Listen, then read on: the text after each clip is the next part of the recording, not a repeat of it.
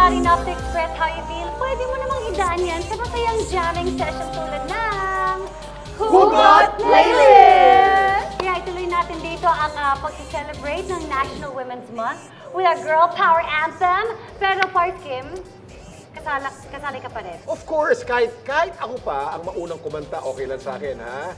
May nakahanda akong song dedicated to the strong and beautiful women sa buhay ko.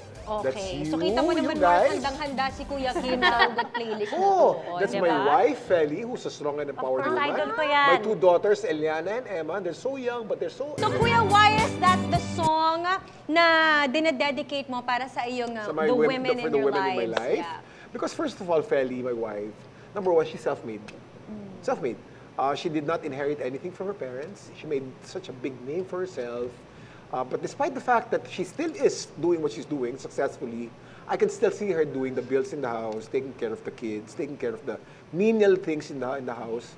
And she's doing it all at the same time. Yeah. Isa siyang superwoman, isa siyang rockstar. Yes. At kakaselebrate lamang niya ng kanyang 53rd birthday last week. And of course, like any marriage, no, there are ups and downs. But all in all, it's just so beautiful. The most beautiful thing that ever happened to me was marrying you, Feli.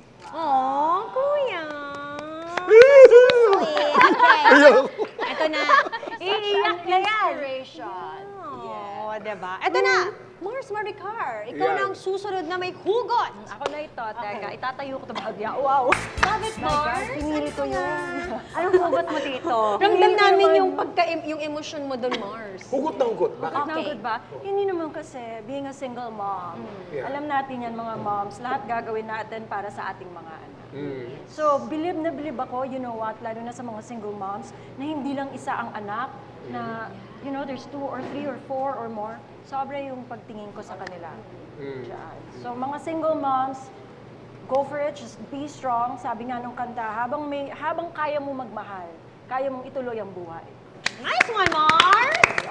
That song kasi I really feel that that's where I am right now. Parang I'm just enjoying life so much. There's just so much to enjoy. There's no stopping me with my family, with my kids. I've got everything and this is all I need to stay alive. Yeah. That's so infectious. Nice one, Hayop, Mars. nakakahawa yung energy mo. That's true. The positivity, tsaka yung will mo, Mars, to just enjoy and live each moment. Oh, you We turn feel everything ya, Mars. inside out, no matter the circumstances, no matter the situation, no matter this pandemic. Yeah. Beautiful. Yes. You radiate it, Tia. Okay, next.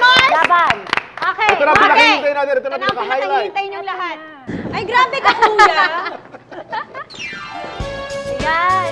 Bakit dancing Of queen all yung songs, why pinili mo? dancing queen ang pinili mo? Because, Kuya, I've always loved dancing, Yeah. even as a child. And ngayon na tumanda ako, na-realize ko na minsan sa buhay, kailangan mo lang isayaw lahat. Whatever it is that you are going through, whatever challenges that you are facing, if you are happy, just dance it out. If you are going through something that's also hard, just dance it out. Parang feeling ko, isa to sa therapy na hindi natin nare-realize that could also heal us.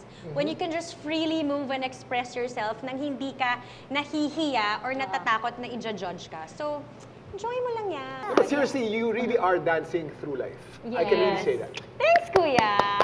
Okay, ang susunod naman. For our finale, Ang pinaka hindi marunong kumanta sa amin Yes. lahat. Kinakabahan na nga ako, Kuya Kim. Hannah, your turn. Para matapos niya. Unang-una, isa yun sa mga pinakaunang natutunan kong kanta na tinuro sa akin ni Mama. I was 6, I think. 6 lang ako.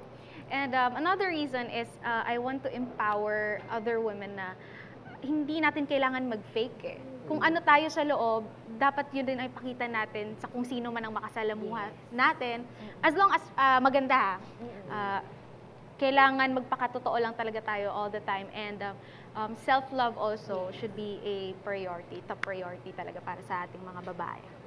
nice one, Mars! Stop pretending to be somebody else, just be yourself. Yes. And don't be scared to show that. Mm-mm. Wonderful! You know guys, I like this segment. Ay, hindi, Dapat dalasan natin. Sa wakas, nakaraos na.